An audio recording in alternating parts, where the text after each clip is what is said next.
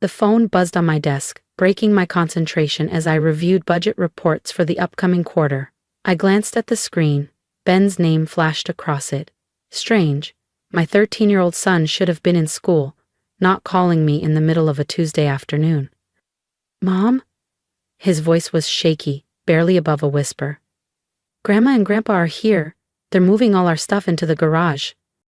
I sat up straighter, my grip tightening on the pen in my hand. "What do you mean, sweetheart?" "They said we don't need such big rooms anymore, that we should be grateful to have a roof over our heads. They're making them into offices for their business. Mom, they're just throwing our things in the garage, like trash." My blood ran cold. Eleanor and Howard. My in-laws had always been overbearing, but this was a new level of audacity. 3 months ago they had moved in with us, claiming they were facing temporary financial struggles with their real estate firm. My husband, Daniel, always the dutiful son, had insisted we take them in. "It's just until they get back on their feet," he had said. Apparently temporary now meant permanently evicting my kids from their own rooms. "I'll be home in 20 minutes, I told Ben. "Don't argue with them, just watch and remember everything they do." I ended the call, gathered my things, and strode out of the office, my mind racing. The irony of the situation wasn't lost on me. While they were busy claiming space for their failing company, they had no idea who had recently taken control of it. When I pulled into the driveway, I spotted my 10-year-old daughter, Lily, sitting on the front steps. Her backpack was beside her, her arms wrapped tightly around her knees. Her face lit up when she saw me, but her eyes were filled with worry. Inside, Eleanor was directing 2 movers, instructing them to carry my kids' desks into the garage. My son Ben stood near the door, his fists clenched, as he watched his belongings disappear from his own room. Eleanor turned when she saw me, a smug smile stretching across her face. "Oh, good, you're home. We're making some much-needed adjustments." I stepped inside, my eyes sweeping over the chaos. My kids' things, books, posters, furniture, had been tossed into boxes, piled carelessly in the hallway. "The children really don't need that much space," Eleanor continued breezily. "Howard and I, on the other hand, need proper offices to manage our company affairs." I ignored her and walked into what had been Ben's room. Howard was already setting up his laptop on my son's old desk. The walls, once covered in posters of his favorite baseball team, were now bare. His bookshelf had been emptied, its contents dumped unceremoniously into plastic bins. "The garage is perfectly fine for them," Howard said, not bothering to look at me. "They're young. They'll adapt. We need this space for important business matters." I let out a slow breath, my voice calm despite the fire burning in my chest. "Important business matters," I echoed. "Exactly," Eleanor beamed. "We have clients to impress. We can't have them meeting in some cluttered little corner. Presentation is everything in real estate." Lily appeared in the doorway, her voice barely above a whisper. "Where are we supposed to do our homework?" she asked. "The garage doesn't even have a table." Eleanor waved a dismissive hand. "Oh, for heaven's sake, use the kitchen. When we were kids, we didn't have these luxuries. This'll teach you some humility." I wrapped an arm around Lily's shoulders. "Why don't you and Ben go to Aunt Rachel's for a few hours?" I told them. "I'll come get you later." Once my children were safely away, I sat down at the kitchen table and opened my laptop. 3 months ago, when Howard and Eleanor's company, Hudson & Co. Realty, started showing signs of financial instability, I had done some investigating. What I found was years of reckless spending, poor management, and shady bookkeeping. And so, I made my move. Through a series of silent acquisitions, private investments, and a little strategic maneuvering, I had secured a 51% ownership stake in their company. Howard and Eleanor had been so busy pretending to be successful that they never noticed their empire slipping out of their grasp. I pulled up my email and started typing a message to the board of directors. That evening, I sat across from my in-laws at the dining table, watching as they laughed and enjoyed the meal I had prepared. As they sipped their wine, Howard casually mentioned a big meeting they had the next morning, one that would determine the future of their business. I smiled. "Oh, I know." Eleanor looked at me in confusion. "What do you mean?" I set down my fork and leaned forward. "Because I'll be leading that meeting." Their faces paled. "As of today," I continued, "I own Hudson & Co. Realty, You see, while you were busy stealing rooms from my children, I was busy taking over your business. I stood, placing my napkin on the table. Now, if you'll excuse me, I need to go move my children's things back where they belong. And just like that, the tables had officially turned. I attached the photos of Ben and Lily's belongings, now carelessly tossed into the garage, to my email. If there was ever proof of poor leadership and reckless decision-making, this was it. I clicked send. The board would have everything they needed to reassess the direction of Hudson & Co. Realty. Before I could even close my laptop, Eleanor swept into the kitchen, an armload of files in her hands. "The kitchen is a communal space," she announced. "We'll need it for client meetings tomorrow afternoon." I shut my laptop deliberately slow, keeping my expression neutral. "Tomorrow afternoon?" I repeated. "That won't work for me." Howard scoffed from the doorway. "Your schedule?" He shook his head. "This isn't about you, Natalie. We need to rebuild our business. A little sacrifice from everyone is necessary." I finally let some of my anger seep into my voice. "Sacrifice? You mean like forcing your grandchildren into an unfinished garage? Like throwing their belongings down the stairs as if they were trash? Is that the kind of sacrifice you mean, Howard?" He puffed up his chest, his face reddening. "Now see here." "No," I cut him off, my voice sharp and unwavering. "This is my house. My name is on the deed. You are guests here. Guests who have dramatically overstayed your welcome and have the audacity to throw my children out of their own rooms?" Eleanor laughed, that same condescending, grating sound that had irritated me for years. "Please," she said, "we're family. Family helps each other. Right now, we need these rooms more than the children do. It's for the greater good." My phone buzzed. A new email notification popped up. The board had received my message and scheduled an emergency meeting for tomorrow morning. Perfect. I met Eleanor's gaze. "You're right about one thing," I said, gathering my things. "Families should help each other. Remember that tomorrow." Howard frowned. "What's that supposed to mean?" I simply smiled. By this time tomorrow, they'd finally understand exactly who they were dealing with.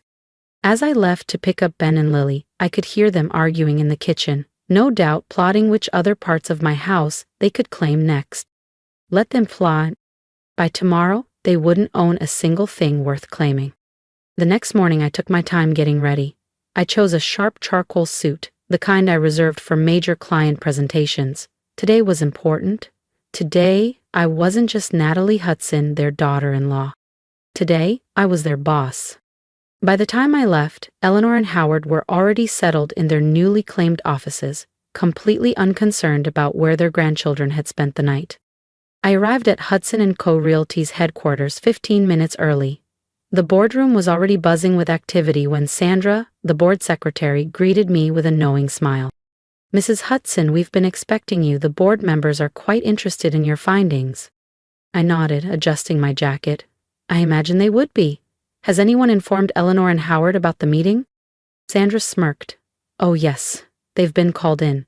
They should be arriving any moment now." Right on cue, the office doors burst open. Howard and Eleanor rushed inside looking flustered. "What's this about an emergency board meeting?" Howard demanded, then froze when he saw me sitting at the table. Eleanor's face twisted in confusion. "Natalie? What are you doing here?" Before I could respond, the boardroom doors opened. "Please, everyone, come in," Charles Montgomery, the board chairman, called. "We have serious matters to discuss." Eleanor's eyes narrowed as she followed me into the room. "Why is our daughter-in-law at a board meeting?" Charles cleared his throat. "Mrs. Hudson isn't just your daughter-in-law," he said smoothly. "She is our majority shareholder." The color drained from both of their faces. Robert's mouth opened and closed like a fish gasping for air. "It's impossible. We would have known." "Would you?" I asked, sliding copies of my ownership documentation across the polished mahogany table. "Like you knew your company was failing? Like you knew your employees haven't received proper bonuses in 2 years while you continued paying for your golf club membership?" Eleanor's hands trembled as she grabbed the documents, her eyes scanning the pages in disbelief. "This has to be a mistake. This can't be legal." "Oh, it's perfectly legal," Charles confirmed, his voice calm yet authoritative. "Mrs. Hudson acquired the shares through various investment groups over the past 3 months, all above board, properly documented." I opened my laptop and connected it to the conference room's large screen. Now, I said, keeping my tone neutral, let's discuss management decisions, starting with these. Images of Ben and Lily's belongings scattered across the garage floor flashed onto the screen. Eleanor and Howard shifted uncomfortably in their seats. These photos demonstrate a concerning lack of judgment, I continued, my voice steady, professional. If this is how you treat your own grandchildren, the board has to wonder, how do you treat company resources? This is personal family business, Eleanor snapped. It has nothing to do with the company. Charles leaned forward, steepling his fingers. Character and judgment have everything to do with company leadership, he said. Mrs. Hudson has also brought to our attention some questionable financial decisions. I clicked to the next slide, revealing years of financial mismanagement, unnecessary expenses, and reckless spending. Howard and Eleanor visibly shrank in their chairs with every new revelation. The board has decided, Charles announced, glancing at the other members before turning back to them, effective immediately, to remove Howard and Eleanor Hudson from their positions as CEO and COO of Hudson & Co. Realty. Howard slammed his fist against the table. You can't do this. This company is our legacy. Was your legacy, I corrected smoothly, just like those bedrooms belong to my children. Funny how things change when someone with more power makes decisions without consulting you, isn't it? Eleanor turned to me, her eyes brimming with tears. Where are we supposed to go? What are we supposed to do? I tilted my head, pretending to think. The garage is perfectly fine, I said, repeating her own words from the day before. You're older, you'll adjust. I paused, gathering my papers. Although, you might want to start looking for a new place altogether. As of this morning, I've rescinded your invitation to stay in my home. Howard's face twisted in fury. James won't allow this, he bellowed. When our son hears about this. James already knows, I cut him off. I showed him the photos last night. He's the one who suggested I move up the timeline for this meeting. Their expressions turned to shock at this final betrayal. James had always been their safety net, the guarantee that they could do whatever they wanted without consequences. If you'll excuse me, I said, standing and straightening my jacket. I need to get home and help my children move their belongings back to their proper rooms. As I walked out of the boardroom, I heard Eleanor begin to cry, and Howard weakly arguing with Charles about severance packages. I felt no satisfaction, no distress. This wasn't about revenge. It was about consequences and protecting what mattered most. My phone buzzed, a text from James. How did it go?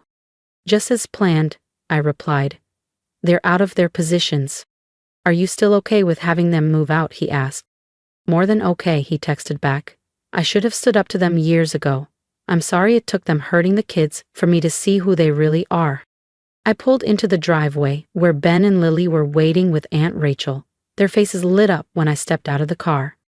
They can move back into their rooms, I told them, and the relief that washed over their faces was all I needed to know. Tonight, our home would finally be ours again. That's not what real family does, James finished, his voice steady but firm. Family isn't about control or guilt. It's about love, support, and making sure the people you care about feel safe. Lucas nodded, his shoulders relaxing a bit. Okay, he said quietly. I just didn't know if it made me a bad person. I reached over and ruffled his hair. Not at all, sweetheart. You're allowed to have feelings. You're allowed to be hurt. And you're allowed to move on. Emma still looked troubled, pushing the food around her plate with her fork. It's just, I don't get it. If they say they love us, why did they act like we didn't matter? James sighed. Some people think love means control, that as long as they say they're doing something for family, it doesn't matter who they hurt in the process. I squeezed Emma's hand. But love isn't about making people small so you can feel bigger. Real love lifts people up. And if someone can't understand that, then it's up to us to set boundaries. She nodded, a little more at ease. I'm glad they're gone, she admitted softly. So am I said. The next few weeks were peaceful in a way that we hadn't experienced in months. Without Eleanor and Howard dictating how we lived, our home finally felt like ours again. The house was quieter, but in the best way. No more tense conversations, No more whispered frustrations over dinner. I repainted Emma's walls a fresh yellow while she picked out a new bookshelf. Lucas got a new desk to replace the one they'd broken. The basement was reorganized back into storage, exactly how it was meant to be. Howard and Eleanor, meanwhile, had gone from anger to denial to bargaining. They still hadn't fully accepted that they had lost everything they had taken for granted. James kept me updated on their situation, but I refused to engage. When Howard sent a long-winded email about how I had ruined their lives, I deleted it without reading past the first line. When Eleanor tried calling, I blocked her number. I wasn't interested in their justifications. One afternoon, James came into the kitchen, his expression unreadable. He set his phone on the table in front of me. "They're running out of options," he said. "They're thinking of moving out of state to live with my aunt in Arizona." I took a sip of my coffee. "I hope it works out for them." "You really don't care?" I met his eyes. "I care about protecting my family. I care about the fact that our kids finally feel safe in their own home again. But about them?" I shrugged. "They made their choices. Now they have to live with them." James exhaled and nodded. "I think I finally get it now. I kept trying to find a way to fix things, but the truth is, they don't want to change." "No," I agreed. "They just want to go back to the way things were, where they could do whatever they wanted without consequences." That evening, as we sat down for dinner, Emma and Lucas laughed over something that had happened at school. The house felt warm, full of life again. And for the first time in a long time, I felt completely at peace. The next morning, I received an email from Charles Montgomery. The board had unanimously voted to rename Hudson & Co. Realty to Summit Consulting Group, marking a complete departure from the Hudson legacy. Attached was a photo of the new sign being installed at the company headquarters. A fresh start, in every sense of the word. I forwarded the email to Eleanor and Howard, adding only a short note. Sometimes, a fresh start is the best path forward. Eleanor's response came within minutes. "You think you've won, but you're teaching your children to be ruthless. One day, they'll do the same to you." I sat with her words for a moment before shutting my phone. She still didn't understand. That evening, as I walked through our home, I let the warmth of normalcy settle over me. Ben was at his desk, deeply focused on his science project, his room fully restored. Down the hall, Lily played piano, the soft notes floating through the house. These were the moments Eleanor and Howard had tried to steal. Not just rooms, but my children's sense of security and self-worth. James appeared beside me, slipping his arm around my waist.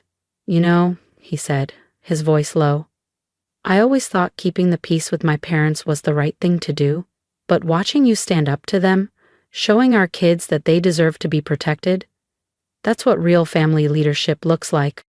I leaned into him, feeling the tension of the last few months begin to fade. "They'll never doubt their worth again," I murmured. 3 months later, Summit Consulting Group posted its best quarter in 5 years. I had stepped back from day-to-day involvement, choosing to remain a silent majority shareholder, while new leadership brought in much-needed change. Eleanor and Howard had finally stopped trying to contact us, seemingly accepting that their actions had permanently altered our family dynamic. And as for Ben and Lily, they were thriving. The experience had taught them something invaluable, that they had the right to stand up for themselves. Just last week, Emma had confidently handled a bullying situation at school, telling a girl, "I don't have to accept being treated badly just because you think you have power over me." That evening, as I tucked Ben into bed, he looked up at me, thoughtful. "Mom," he asked, "are you ever going to tell us what happened to Grandma and Grandpa's company?" I sat on the edge of his bed, choosing my words carefully. Sometimes, people think having power means they can treat others however they want, but real strength isn't about dominating people, it's about protecting what matters and standing up for what's right. He nodded, his young mind processing it all. "Like how you protected our rooms." "Exactly," I said with a smile, brushing his hair back before kissing his forehead. "And I always will." As I turned off his light, I thought about Eleanor's accusation, that I had been ruthless. She was wrong. Teaching my children that they deserve respect, that their boundaries matter, and that they don't have to accept mistreatment, even from family, wasn't ruthlessness, it was love. The company would continue to thrive under new leadership, but that was just business. The real victory was in our home, where my children slept peacefully in their own rooms, secure in the knowledge that they were valued, protected, and loved. Some would call it revenge, but I called it justice. The kind that heals and teaches, rather than destroys. And that, above all, was the most important legacy I could leave my children. I want to hear from you. After everything my family went through, I stood my ground, not just for myself, but for my children. Have you ever been in a situation where you had to stand up to someone who thought they had all the power? Maybe it was at work, within your family, or even among friends. Someone who took what was yours and expected you to just accept it. What did you do? Did you fight back? Did you walk away? If you could go back, would you have done? I had to make a choice, not just to reclaim my children's rooms, but to teach them their worth. I want to hear your thoughts. What would you have done if you were in my place? Do you think I was too harsh? Or was it time for my in-laws to learn that actions have consequences? Let me know in the comments. I'm reading every single one.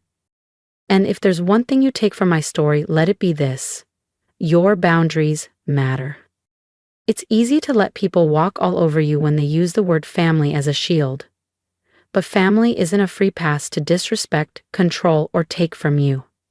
Being related to someone doesn't mean they get to dictate your life, your space, or your happiness. You have the right to say no. You have the right to take back what's yours. If you're facing a similar situation, if someone in your life is crossing boundaries and making you feel small, don't be afraid to stand up for yourself. You don't have to accept mistreatment just to keep the peace. True peace comes when you protect what matters, and that includes yourself and the people you love. So tell me, how have you stood up for yourself? Drop your story in the comments and let's keep this conversation going. Your voice matters.